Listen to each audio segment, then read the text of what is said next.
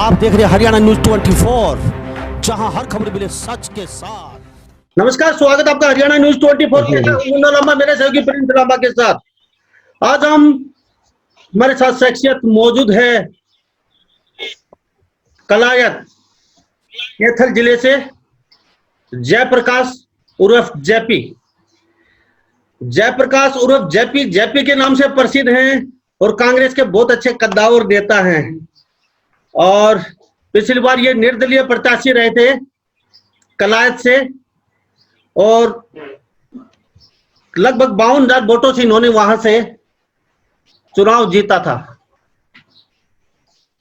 और इसके अलावा चौधरी देवलाल जब उप मुख्यमंत्री बने थे जनता दल से, उस समय जयप्रकाश उर्फ जेपी दलाल पेट्रोलियम मंत्री भी रहे हैं और हिसार से भी 2-3 बार ये सांसद रह चुके हैं।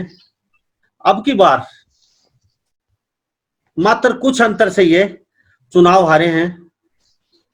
कलायत से कमलेश जो ढांडा हैं उनसे थोड़े से अंतर से आ रहे हैं, लेकिन पिछली बार अच्छे खासे चुनाव वोटों से जीते थे ये। तो सभी दर्शक देख रहे हैं, तो मैं ज्यादा इंतजार नहीं करवाएंगे, हम आपको मिलवा देते हैं। हमारे साथ मौजूद हैं कलायत से जयप्रकाश उर्फ जेपी। जेपी जी, हरियाणा न्यूज 24 का बहुत बहुत स्वागत है। धन्यवाद जी। जेपी जी सीधा प्रश्न पे आते हैं हम आपसे जी। कोविड-19 महामारी चली हुई है बहुत ज्यादा, पूरे भारत में, पूरे वर्ल्ड में, विश्व में पूरे वर्ल्ड, पूरे विश्व में चली हुई है। तो क्या जो हमारे नेता हैं उनका कोई फर्ज नहीं बनता, उनका कोई दायित्व नहीं होता क्या कि पब्लिक के बीच जाएं, उनकी सेवा करें, सोशल डिस्टेंसिंग रखें, उनको अस्पतालों को चेक करें, जहां मजदूर भूखे हैं, खाना नहीं मिल रहा है, उनके पास पहुंचे, उनके घर तक भी जाएं, उनकी देखभाल करें। लेकिन वो उनसे पहले ही आइसोलेशन वार्ड में पहुंच के अपने घरों में कैद हो चुके हैं, बाहर निकल नहीं रहे हैं कहीं भी। तो क्या कहेंगे इसको लेके आप? नहीं, देखिए, दो बातें हैं। एक तो जो WHO की और हरियाणा प्रदेश से भारतवर्ष के डॉक्टरों की जो एडवाइजरी है वो ये है कि 60 वर्ष से ज्यादा की आयु का कोई भी व्यक्ति, से नेता हो, कर्मचारी हो, अधिकारी हो या मजदूर हो, किसान हो, घर से बाहर नहीं निकलना चाहिए। दो चीजें, एक तो ये।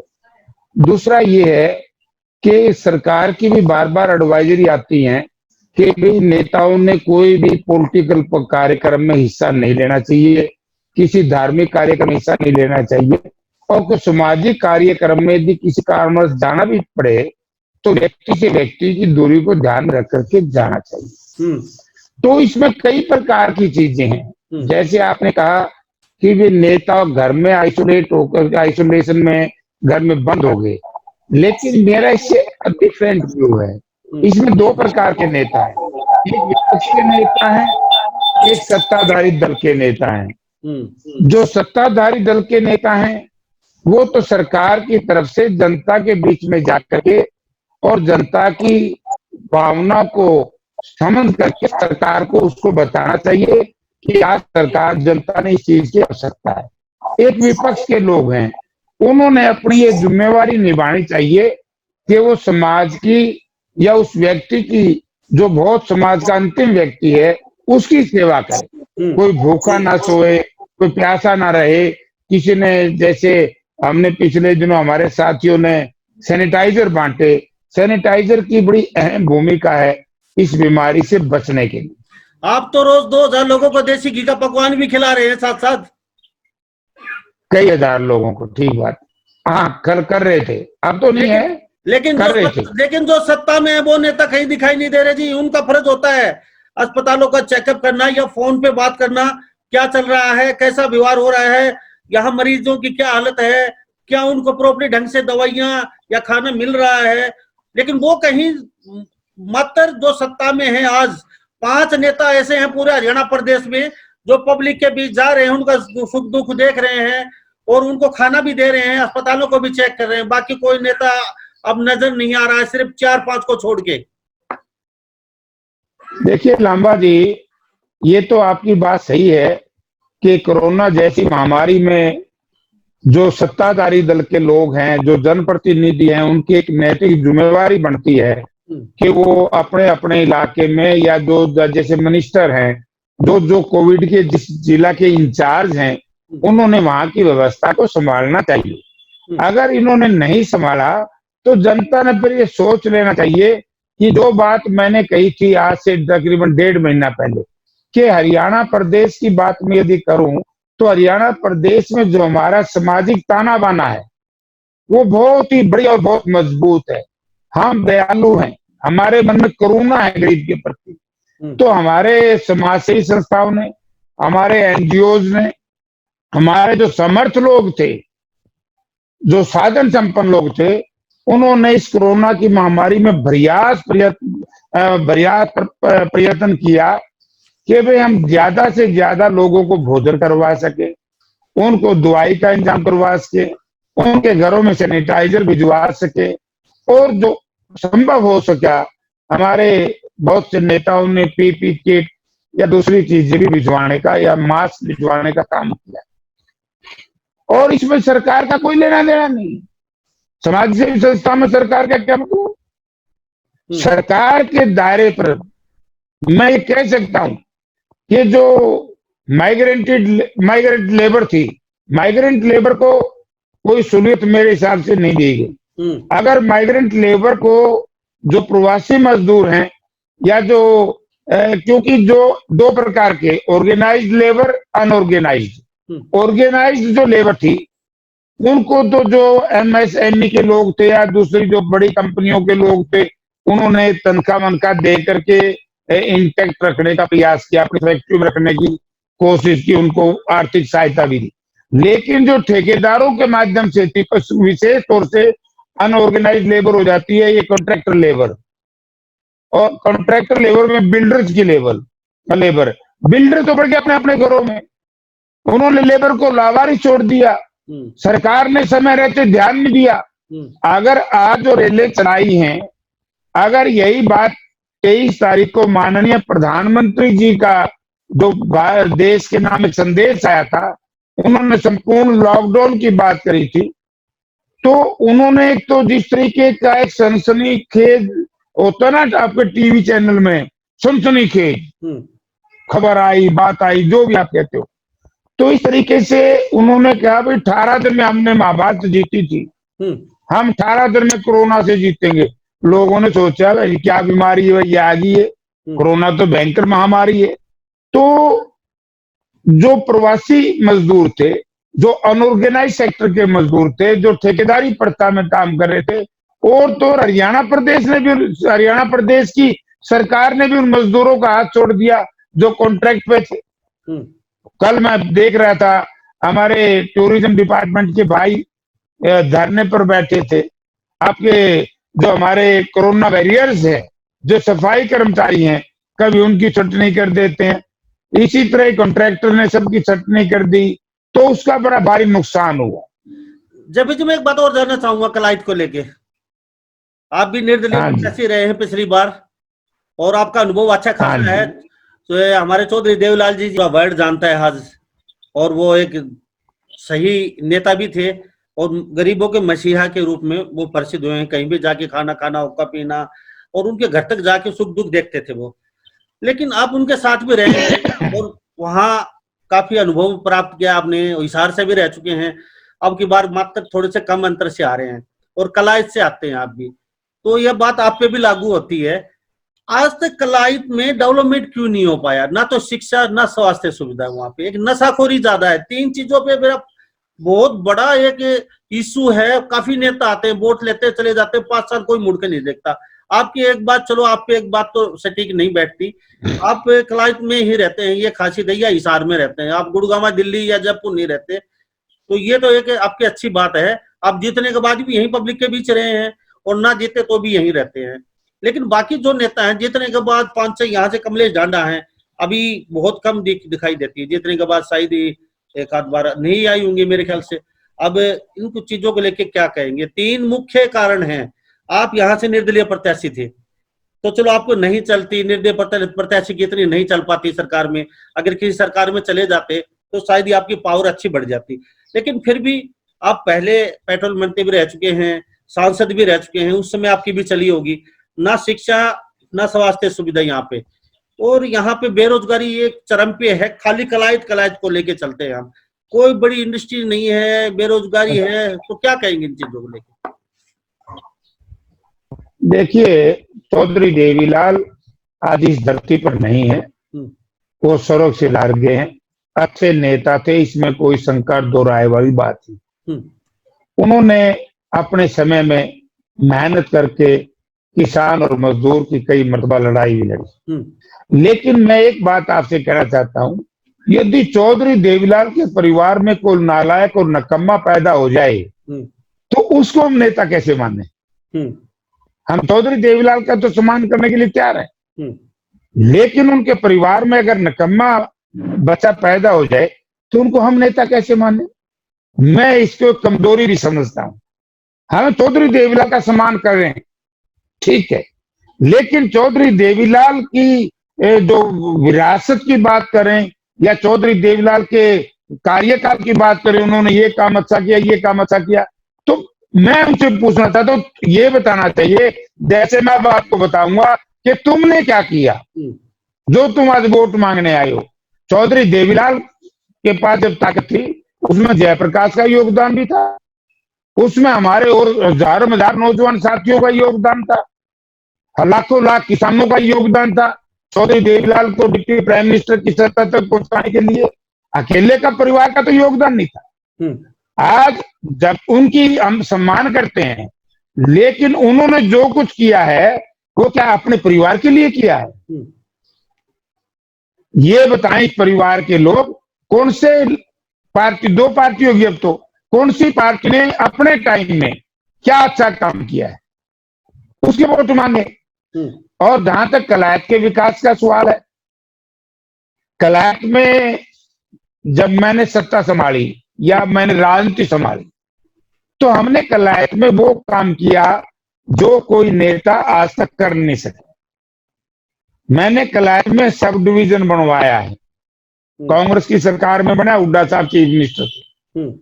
हमने कलायत में गवर्नमेंट कॉलेज फॉर गर्ल्स बनवाया है पिछली सरकार में, और रामविलास जी शर्मा असेंबली इस बात की गवाही है हरियाणा विधानसभा कि मैंने प्रश्न उठाया कि पहली सरकार ने, कांग्रेस की सरकार ने भी किन्हीं कारणों से नहीं बना पाई, लेकिन मैं उस वक्त भी कांग्रेस में था, मैं उसको अच्छा नहीं मानना। आज आप रामविलास जी ये बताओ कि हमारे में क्या दिक्कत है, ये कॉलेज बनेगा नहीं बनेगा? तो उन्होंने कहा कि जयप्रकाश जी आपकी लड़ाई बड़ी वाजिब है, आप हमें बिल्डिंग दे दो, जमीन दे दो, कॉलेज बना देंगे।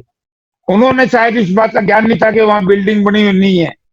कपिल देव अपना कपिल मुनि महिला महाविद्यालय की बिल्डिंग थी, हमने वो रेजुलेशन दे दिया, वो बनवा दिया। तो ये तो चौधरी ओम प्रकाश चीफ मिनिस्टर थे, अजय सिंह मेंबर पार्लियामेंट थे, कलायत में आए थे, इन्होंने प्राइवेट स्कूल का शिलान्यास, प्राइवेट कॉलेज का शिलान्यास तो कर दिया। कपिल मुनि महिला महाविद्यालय सरकारी क्यों नहीं बनाया? खोट था कि इलाके की जनता शिक्षित न हो जाए। कांग्रेस ने क्यों नहीं बनाया? तब मैं कांग्रेस में नहीं था, क्योंकि उन लोगों के, कई नेताओं के पेट में दर्द रहता है कि कलायत की जनता शिक्षित न बन जाए। हमने बनवाया, हमने अस्पताल बनवाया, अभी 50 बेड का मेरे ख्याल में, अभी क्योंकि 5 से 7 महीने से लोगों ने मुझे अलग थलग डाल दिया, तो ये जिम्मेवारी है जो बीजेपी का जनप्रतिनिधि चुन करके गई है, मैं उसके बारे में इतना ही कहूंगा, ये जिम्मेवारी उनकी है कि वहां पर काम शुरू हो चुके हैं तकरीबन। मेरे हिसाब से जब मैं था तो कंप्लीशन पे आ गया था 50 बेड का हॉस्पिटल, वो उन्होंने करवाना था, अब वो जाने। नंबर तीसरी बात, जहां तक सवाल है विकास का, 6 माइनर कलायत में मैंने बनवाए हैं। जब मैं एमपी था, भूपेंद्र सिंह चीफ मिनिस्टर थे, उसमें कपिल मुनि माइनर, नाम गिनाऊंगा, मैं ऐसे नहीं कहूंगा, कपिल मुनि माइनर, अपना शिमला माइनर, उसमें संडील माइनर कमालपुर के पास से, उसमें अपना ये अथो माइनर, अथो के पास से निकलता है, शायद दूसरा अथो भी होता है, सीसा माइनर के नाम से भी। तो ये माइनर हमने बनवाए हैं, हमने 30 सड़कें बनवाई है कनेक्टिविटी के लिए। हमने कलायत में 45 एकड़ की जमीन एक्वायर करी थी, मार्केट कमेटी ने करी थी, मार्केटिंग बोर्ड ने। मुझे दुख इस बात का है आज उस पर कोई निर्माण कार्य शुरू नहीं करवाए, 6 महीने हो गए सरकार बनी को। हमने कलायत में पार्क बनवाया है, हमने स्टेडियम बनवाया है, हमने कलायत में 2 कम्युनिटी सेंटर बनाए हैं, मैंने कलायत में 2 ITI बनवाई हैं, एक कलायत में पिंजूपरा के नाम से और एक जब मैं मेंबर पार्लियामेंट था राजौंद में वीर बांगड़ा के नाम से। मैंने तो आप सोच करके बड़ा आश्चर्य मानेंगे, मुझे खुद आश्चर्य है कि कलायत 3 असेंबली की एक असेंबली बनी। कुछ गांव राजौंद के असेंबली के थे, कुछ गांव कलायत असेंबली के थे और कुछ पाई विधानसभा थी, तीनों को जोड़ दिया गया। पाई विधानसभा क्षेत्र के मैंने कई गांव ऐसे देखे जिनमें +2 नहीं था, मैंने वो काम करवाया है। शेरदा गांव है जो असेंबली हेडक्वार्टर भी रहा है, शेरदा बड़ा सिरमौर गांव, राजनीतिक तौर से बड़ा मजबूत गांव है। ये पूछना मेरे से पहले जो नेता रहे हैं, चाहे पाई हल्के में रहे हैं चाहे कलायत में रहे, पाई वालों से। शेरदा को जो स्कूल है उसका अपग्रेड हमने करवाया है, वो +2 का नहीं था, मैट्रिक का था, +2 का करवाया हमने 2000 ये समझो कि 14 में। उससे पहले तो मैट्रिक का था। कसान का स्कूल हमने पिछली बार अपग्रेड करवाया है। लेकिन कलायत विधानसभा क्षेत्र के और राजौंद विधानसभा क्षेत्र जो मेरे पार्लियामेंट में था, उनका एक स्कूल मुझे बता दो जो अपग्रेड नहीं हुआ आवश्यकता के अनुसार। तो हमने कलायत PHC बनवाई है, हमने बेरोजगार नौजवानों को सैकड़ों की तादाद में नहीं, हमारे जिम्मे में हजारों की तादाद में रोजगार मिला है लांबा जी। और मैं खुली चुनौती आपके चैनल के माध्यम से, जो लोग उस वक्त मेरे विपक्ष में थे, चाहे मेरे साथ भी हो, चाहे किसी भी पार्टी में हो, मैं उनको देना चाहता हूं। कलायत विधानसभा क्षेत्र के 29 गांव में चाहे लोकदल की सरकार रही, चाहे जनता दल की सरकार रही, चाहे कांग्रेस की सरकार रही या किसी और पार्टी की सरकार रही, जितना रोजगार 2004 जब मैं मेंबर पार्लियामेंट था, 2004 से लेकर के 2014 तक 10 वर्ष में कलायत में जितना रोजगार मिला है, इतना पहले कभी नहीं मिला। ये मेरी खुली चुनौती है सब। तो बाकी हमने मान सम्मान दिया है। बाकी नेताओं ने क्या किया? आपने तो इतना चलो कर दिया जो आप बता रहे हैं। यहाँ पे लोग आते हैं, वोट देते हैं, गुमराह करके चले जाते हैं। तो इसके साथ साथ नशाखोरी कलायत में कुछ ज्यादा है। नशाखोरी को लेकर आपने क्या कदम उठाए? नशाखोरी पे आगे, अब नशाखोरी में इसमें कोई दो राय नहीं कि नशाखोरी के कारण है। हमारे यहाँ ये जो पार्टी है लोकदल से बन गई JJP, और ये जो स्टफ है इसके बारे में मैं ज्यादा कुछ नहीं कहना चाहूंगा।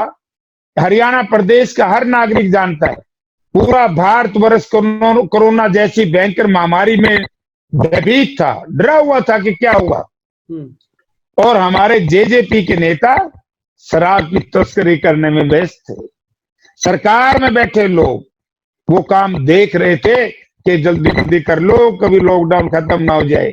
यानी कि मैंने पहली बार ऐसा देखा है, एक पार्टी का अध्यक्ष, JJP का अध्यक्ष ये कहे ऑल पार्टी मीटिंग में कि शराब के ठेके खुलवा दो, शराब खुली चलवा दो, इससे गुंडागर्दी बढ़ जाएगी। ठेके बंद हुए। मैं पूछना चाहता हूं JJP के मित्रों से, क्या शराबबंदी से गुंडागर्दी बढ़ती है? और WHO की आपने पढ़ी हो गाइडलाइन है, WHO ने कहा है कि शराब से इंसान की इम्यूनिटी प्रतिशोधक क्षमता कम हो जाती है। शराब तो वैसे भी नहीं खोलनी चाहिए। बिल्कुल। और इन्होंने कभी शराब बनाने की फैक्ट्री चला दी, और जब विपक्ष ने शोर मचाया तब कह दिया हम इसमें तो बनाएंगे सैनिटाइजर। मैं एक प्रश्न पूछना चाहता हूं डिप्टी चीफ मिनिस्टर से, वो सैनिटाइजर का लोगों के सामने श्वेत पत्र जारी करे कि लॉकडाउन के अंदर उन्होंने कहा दिल्ली और हिमाचल को हम सैनिटाइजर भेजेंगे। कितने सैनिटाइजर वहां पर 2 स्टेटों में भेजे हैं। वहां शराब बनी थी और वो शराब अवैध रूप से तस्करी के रूप में हरियाणा प्रदेश में बेची गई, और मेरा इलाका भी उसे छूटा नहीं, क्योंकि जेजेपी के भाइयों ने वो मेरे इलाके से थे भाई, अपना दबा दब दारू बेची, मौज करी। हम और आप ड्रम घरों में बैठे रहे, पुलिस अपने नाकों पे लगी रही, एक्साइज विभाग अपने इस तस्करी के काम में, और एक्साइज विभाग के मुखिया इस तस्करी के काम में लगे। तो जब बाहरी खेत को खाएगी, सुरक्षा कौन करेगा? अब की बार आप इतना कलाई के लिए आपने बहुत कुछ किया है, लेकिन फिर भी आप एन मौके पे आके कुछ थोड़े से अंतर से हार गए, तो क्या जनता ने आपको पसंद नहीं किया? कहाँ पे रोड अटक गया? जीतते जीतते आप एकदम अचानक हार जाते हैं। अब कई अटकलें लगाते हैं, आपने फंडिंग कर ली, आप किसी के साथ मिल गए, आपने उसको जिताना था, उसको हराना था, कई बातें निकल के आई आपके खिलाफ भी, और एन मौके पे आपने चुनाव लैप्स कर दिया, और आखिरी 2 दिन आपने चुनाव प्रचार धीमा कर दिया। मतलब कई बातें सुनने की मिली आपके प्रति, और आप इतने पुराने नेता हैं। देखिए क्या, हाँ, ये मेरी किस्मत में नहीं था, मेरा दुर्भाग्य, हरियाणा कलायत की जनता का दुर्भाग्य कि मैं चुनाव हारा, और उन लोगों का दुर्भाग्य है जिन्होंने मेरे खिलाफ मतदान किया। आज आप देखिए, जयप्रकाश से पहले, फिर जयप्रकाश का कार्यकाल और आने वाला जो कार्यकाल चल रहा है, तीनों का मैं लोगों से कहता हूं, आपके माध्यम से कंपैरिजन कर लेना। यदि धड़ी और पासिंग का अंतर आए, जयप्रकाश 5 किलो और वो पासिंग भी नहीं, तो आगे मुझे वोट दे देना, लोगों से कहूंगा, वरना मुझे वोट मत देना। ये हालत कलायत की। कोई अधिकारी, कोई कर्मचारी, कोई नेता, ऐसी कोरोना जैसी भयंकर महामारी में नेता लोग जनता को ना संभाले। मेरी उम्र 65 साल हो चुकी है, तो अब मैं उसके बाद भी, मेरा बेटा नौजवान है, मैंने उसको भेजा कि पास लेकर के जाओ लोगों के बीच में और लोगों की सेवा करो। हमने किया, हमारे साथियों ने, सैकड़ों मेरे साथी सुबह से लेकर के रात तक इस काम पर लगे रहे। तो सत्ताधारी दल के लोगों का तो सरकार तो बिल्कुल थी नहीं कैथल में, कलायत में। तो अभी कमलेश ढांडा जी यहाँ से बनी हुई, उनको भी कुछ, उनका भी फर्ज होता है। अभी 200 दिन पूरे हो चुके हैं इनकी सरकार का, 200 दिन पूरे हो चुके हैं आज। 200 दिन के पूरे हो चुके हैं। तो इन्होंने क्या किया 200 दिन के अंदर? क्या नहीं किया कलायत का अपने लिए? कितने समय दे पाई? अब नहीं दे पाई तो क्यों नहीं दे पाई? जनता ने यहाँ पे वोट दिया, उनका फर्ज होता है यहाँ पे आना, उनको चेक करना, समय समय पे अधिकारियों से बातचीत करना, यहाँ जनता के बीच रहना, अधिकारियों से संपर्क बनाए रखना। परंतु यहाँ लोगों की बड़ी विकट समस्या है। वो कह रहे हैं यहाँ पे कमलेश जो ढांडा जी है वो आती ही नहीं है, बनने के बाद कभी दिखाई नहीं दी यहाँ पे। अब कलायत को संभाले तो कौन संभाले? अब आपके प्रति कहते हैं, आप यहाँ से चुनाव हार चुके हैं, आप आवाज नहीं, कोई बात नहीं, आप आवाज नहीं उठा रहे हो। अब मैं बड़ी भारी आवाज उठा रहा हूँ, जहां दिक्कत आती है उसको दूर करवा रहा हूँ, जो टेलीफोन आते हैं टेलीफोन पे बैठ के उनके कामों को निपटा रहा हूँ। और जहां तक हमारी जनपद जो प्रतिनिधि है यहाँ की कलायत की, मैंने महाभारत से सीखी है बात कि जब नारी से मुकाबला नारी से नहीं लड़ना चाहिए। नारी जब सामने है, मैं उनके बारे में कोई भी बात नहीं करूंगा, क्योंकि नारी जगत से संबंध रखती हैं। वो जाने, उनका धर्म जाने, उनकी पार्टी जाने, उनके वोटर जाने। मैं हर वोटर की सेवा करूंगा, इलाके की सेवा करूंगा। मैं मेरी बात कह सकता हूं तुझसे अभी लोग, लेकिन मैं ये कह सकता हूं, सरकार बुरी तरीके से फेल कलायत में, 100% फेल। देखो, बीजेपी का राज, बीजेपी का जनप्रतिनिधि एमएलए, जेजेपी का राज, जेजेपी का कैंडिडेट यहां से रहा। मुझे आश्चर्य इस बात का है कि दो सरकार, चीफ मिनिस्टर भी यहाँ का और डिप्टी चीफ मिनिस्टर भी यहाँ का। ये पर्सन उनसे पूछो, मेरे से ऐसी बातें मत पूछो, उनसे पूछो। अच्छा, मैं आपसे एक बात जानना चाहूंगा। आप चुनाव हार चुके हैं अब यहाँ से, तो अभी लोगों की कई बातें निकल के आती हैं। आपका पहले जैसा मन नहीं रहा, जनता पे वोट नहीं दिया, जनता ने आपको यहाँ से कुछ अंतर से हरा दिया, तो क्या कहेंगे इस बात को लेके कि आपके जो अभी सुन रही है पूरी कलायत की जनता, पूरा हरियाणा प्रदेश की जनता आपको, तो उनको क्या कहोगे? वास्तव में ही कुछ मन में आपके खटास है, जनता की थोड़ी सी ऐंठ है, क्या नहीं, किसी भाषा में निकालना चाहते हैं? ना मैं किसी की आंख नहीं निकालना चाहता। मैं तो एक बड़ा स्पष्ट आदमी हूँ। मैं साधारण परिवार में पैदा होकर के मैंने राजनीति शुरू की थी और भगवान की दया से इसी कलायत की जनता ने 89 में दीन बंधु सर छोटराम के जो नाती हैं चौधरी वीरेंद्र सिंह, उस वक्त बड़े भारी नेता थे। 84 में उन्होंने चौधरी ओम प्रकाश चौटाला को हराया था और इसी कलायत की जनता ने 89 में जयप्रकाश को और हिसार पार्लियामेंट क्षेत्र की जनता ने जयप्रकाश को जितवाया और वीरेंद्र सिंह को हरवाया। तो अगर जनता ने कोई चूक कर दिए जाने अनजाने में या बहकाई में, या हो सकता है कहीं कि मैं किसी गलती पे हूं, तो अब मैंने भी अपना पश्चाताप कर लिया, जनता पश्चाताप कर ली, फिर लड़ेंगे, फिर जीतेंगे। कलायत में जयप्रकाश का कोई मुकाबला ना कर सका ना कर सके। जनता से किस बात की नाराजगी? नाराजगी उन लोगों से जरूर है, उन लोगों से जरूर है जो लोग जनता को बहका गए। नेता 5100 रुपए पेंशन दूंगा, है बिजली के माफ करूंगा, कर्जा माफ करूंगा, बेरोजगारी भत्ता बढ़ाऊंगा, यानी कितनी झूठ बोली। आज उस झूठ और अब कर दी लूट। जब झूठ और लूट, राज पहले, राज आने से पहले झूठ, राज आते मचा दी राज में लूट।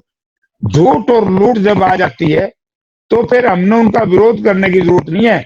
आज जनता जानती है कि आज का जो राज है ये झूठ और लूट के सारे चल रहा है। अच्छा, अभी 200 दिन जयप्रकाश जनता का था, 200 दिन पूरे हो चुके हैं सरकार के। क्या आप संतुष्ट हैं 200 दिन में सरकार की कार्य प्रणाली से? सरकार ही नहीं है, सरकार कहाँ है? 200 दिन में 200 लूट हुई है और 200 झूठ हुई है। मैं बात करूं जेजेपी की, क्योंकि फिर जेजेपी वाले मुझे कहते हैं जेपी साहब आप जेजेपी के बड़ा खिलाफ बोलो। अरे मैं क्या करूं? बदकिस्मती हरियाणा प्रदेश की जनता की। आजादी के बाद पहला है प्राकृतिक गठबंधन हुआ, बेमेला गठबंधन के वोट किसी के नाम से मांगे, समर्थन किसी को दे दिया। जेजेपी ने जो वोट मिला था बीजेपी के खिलाफ मिला था। अगर जनता को यह पता होता कि जेजेपी के नेता बीजेपी का समर्थन करेंगे तो यहाँ कांग्रेस की सरकार बनती। ये धोखा करा जनता के साथ। एक झूठ बोली डिप्टी चीफ मिनिस्टर ने जीतने के बाद कि मैं बीजेपी में नहीं जाऊंगा। दूसरी झूठ बोली कॉमन मिनिमम प्रोग्राम जो मानेगा, 5100 रुपए पेंशन देना है, बेरोजगारी भत्ता देना है, ये तरह तरह की जो बातें वो करूंगा। तीसरी झूठ बोल दी सत्ता में शामिल हो गया, ये तो झूठ हुई ना। चौथी झूठ बनते ही कर दी वो जैसे ही इनको विभाग मिला खाद्य आपूर्ति विभाग, तो आते ही उसमें बड़ा भारी घोटाला हुआ। और मुझे शर्म आती है, मुझे उन लोगों का नाम लेते हुए, लेकिन मजबूरी संवैधानिक होगी, वो डिप्टी चीफ मिनिस्टर के पद पे हैं। तो उन्होंने कहा कि हरियाणा में कोई धान घोटाला नहीं हुआ। कल मैं आपको बताऊंगा, आप कुरुक्षेत्र के अंदर एक ही मिल है, शायद उसका सर बालाजी मिल है, क्या नाम है उसके, 5 करोड़ रुपए का ना धान है ना चावल है। तीनों पार्टनरों में झगड़ा हो गया। एसपी के कल मिले, दरखास्त दे दी कि 2 पार्टनर मिलकर बेचिए, और वो पार्टनर जेजेपी के हैं।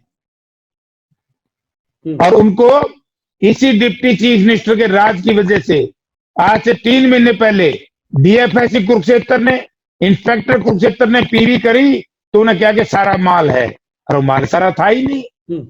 एक घोटाला वो झूठ बोल दी, घोटाला नहीं हुआ, घोटाले खुलने लग गए। दूसरी बड़ी एक बहुत बड़ी झूठ बोली 72 घंटे में पेमेंट करेंगे। गेहूं की जब प्रोक्योरमेंट शुरू हुई, एक महीना पेमेंट नहीं मिलती। अब फिर झूठ बोल दी कि हम दाना दाना खरीदेंगे, और दाना दाना नहीं खरीदा। आज तक भी किसान मारा फिर रहा है।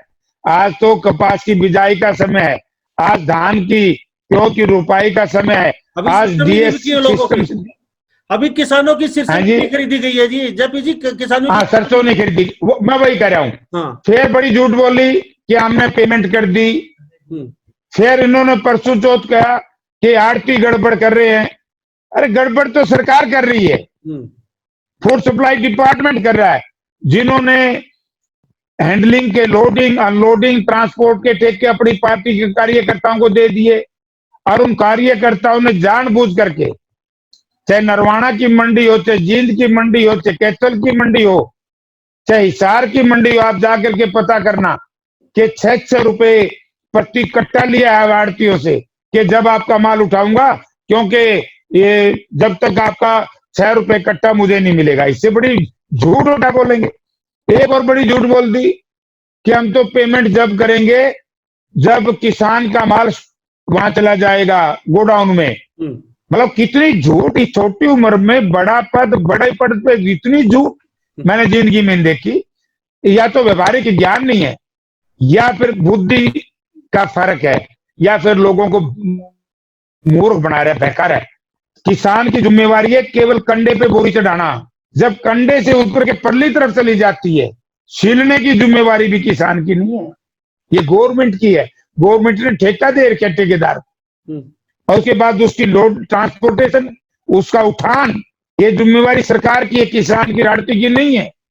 हमारी दिन पेमेंट 72 घंटे शुरू हो जाते हैं जब मेरी गेहूं की बोरी या सरसों की बोरी या चने की बोरी कंडे पे कंडा होकर के नीचे उतर गई। ये नहीं कि झूठ पे झूठ कल बोल दी। वैसे तो एक कहावत है बड़ी खतरनाक है, मैं नहीं कहना चाहूंगा, मेरे दिमाग में मैंने रोक लिए। है कुछ नहीं, सोता है कुछ नहीं, हर चीज की बात करता है।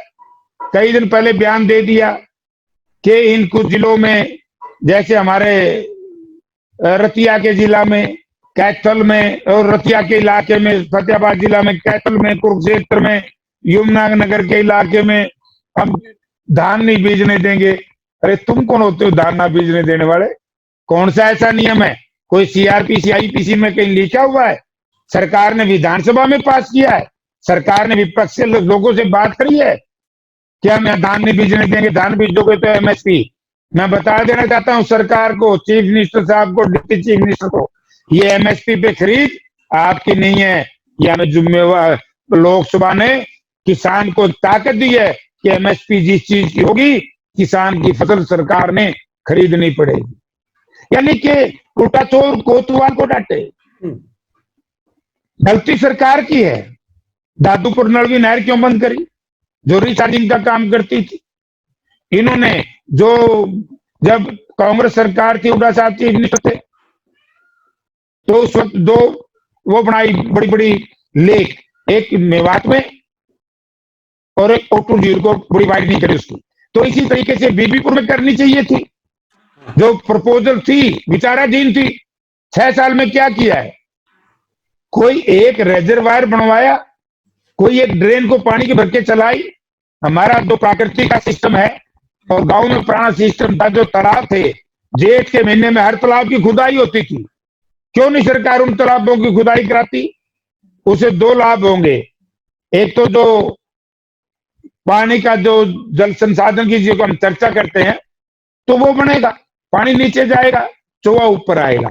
मुझे कोई ये तो बता दो, जो बड़े से बड़ा वैज्ञानिक है इस सरकार में, जेजेपी और बीजेपी में, अरे भले आदमियों, डीएसआर स्कीम से जो धान बीजता है उसमें 10 पानी आते हैं, और जो गेहूं की फसल हम बीजते हैं उसमें 5 पानी आते हैं, और जो गन्ना हम बीजते हैं उसमें कम से कम 18 पानी आते हैं। तो क्यों झूठ बोल रहे हैं जनता के सामने? बोला जल जल आपकी विरासत है। अरे विरासत जल हमारी है, लेकिन उस विरासत को खराब कर रहे हो आप। उसको विरासत बनाओ, पानी बचाओ, जी एक बात जल संरक्षण करो, एक बात और जानना चाहता, लेकिन फसल बीजने से मत रोको। आपकी बार जनता बगावत पे है, और जनता जब बगावत पे हो जाती है फिर कोई कायदा कानून सरकार कुछ नहीं कर सकती।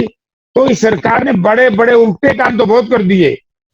गेहूं क्या फर्क पड़ता था? 80-80 एकड़ की मंडियां हैं, वहां भी 50 किसानों को बुलाया, और 8-8 एकड़ की मंडी में भी 50 किसानों को बुलाया। तो इससे मुझे लगता है कि इन लोगों को व्यवहारिक ज्ञान नहीं है। जेपी जी, इनकी मिसमैनेजमेंट की वजह से किसान की गेहूं की फसल बर्बाद हुई है। ये लोग दोषी हैं। एक चिट्ठी लिख दी, इतना झूठा आदमी, बोला केंद्र बोनस देगा, केंद्र ने बोनस नहीं दिया, बोला केंद्र नहीं देगा, हम देंगे, उन्होंने भी नहीं दिया। यानी क्या है, एकदम झूठ और लूट की सरकार है। इसलिए आप टीवी के माध्यम से, सोशल मीडिया के माध्यम से देख रहे होगे नेताओं को, जो जेजेपी बीजेपी के नेता है। मैं जेजेपी के नेताओं से जरूर कहना चाहूंगा, कुछ साथी धोखे में चले गए थे, वो हमारे भी मित्र है, छोड़ के जल्दी आ जाओ। नहीं, जैसे कहते ना, जब ये शिप जो है, समुद्री जहाज डूबता है, चूहे भी निकल के भाग जाते हैं। आप तो इंसान हो, ये तो डूबती सरकार है, जो रहेगा वो मरेगा। जेपी जी, एक बात जानना चाहूंगा मैं आपसे शॉर्टकट शब्दों में। आप यहाँ हाँ जी। फ्लाइट में एक बात प्रसिद्ध है, ये बांगरी, जो या क्या बोलते हैं, बांगरी नेता, बांगरू, बांगरू हाँ। नेता के नाम से प्रसिद्ध है। ये क्या है, बांगरू नेता क्या है? मतलब अभी हरियाणा के लोगों को पता चल पाई कि क्यों बोलते हैं आपको? हम बड़े सीधे साधे हैं, सीधी बोली, सीधी भाषा, सीधी वेशभूषा, दिल साफ, वो बांगरू है। ये बांगर ही है, कलाश से लेकर के रोहतक तक, अपना नारनौल तक, ये सारा उधर अंबाला तो सारा बांगर है। बागड़ी थोड़ा सा हिस्सा है, बागड़ी में हमारे में फर्क है। इसलिए आप मुझे पता जो कहना चाहते हैं कि बागरू और बागड़ी की क्या लड़ाई है। बागड़ी चतुर है, बागड़ी जरा दूसरी टाइप का, बांगरू सीधा बोला। इसीलिए तो ये छोड़ा के लूट गया ना सीधे बोले बांगरुओं को, और अब किसी से मिलता भी नहीं। बांगर की धरती से वोट लिए, बागड़ी धरती ने वोट। मैं बागड़ी को बहुत सियाना समझता हूँ। बागड़ियों को पता लग गया था ये डिप्टी चीफ मिनिस्टर का परिवार बहुत निकम्मा है, एक भी सीट नहीं दी, 25,000 वोट नहीं दी, और हमारे उचाने के लोगों ने 50,000 से जितवा दिया। नरवाना में, उकलाना में, बरवाड़ा में, ये सारे हमारे बड़े बड़े लोगों को लूट लेंगे। अब मुझे ऐसा लग रहा है कि इस परिवार को कहीं जगह नहीं मिलेगी राजनीति करने की। छिक लिया, वो कहते ना, पाप का घड़ा भर गया है। अब ये लोग, बांगरू लोग, किसी बागड़ी की बहकाई में नहीं आएंगे, बागड़ी नेता। तो जेपी जी, हमारे साथ अपना अपना कीमती समय निकाला, हम आपका तहे दिल से धन्यवाद करते हैं। धन्यवाद, कीमती समय दिया, थैंक यू साहब। तो हमारे साथ ये जयप्रकाश जी कैथल से बने हुए थे, और ये विधानसभा कलाइच से आते हैं, और अच्छे पुराने नेता हैं। देवीलाल से लेके यहाँ तक का लंबा सफर रहा है सब नेताओं के साथ इनका। जो बोलते हैं बेबाक बोलते हैं, और उसके बाद थोड़े से अंतर से ये वोटों से चुनाव हारे हैं। कई कलाइच में कई चीजें जो इन्होंने बताई हैं, हम आशा करते हैं सरकार के नुमाइंदों से, सरकार से, और वहां के प्रत्याशी से भी, कि शायद इनकी बातों पे गौर किया जाएगा और जल्द ही वो कार्य पूरे हो पाएंगे। तो हम कल फिर मिलते हैं किसी नई शख्सियत के साथ। जब तक देखते रहिए हरियाणा न्यूज 24।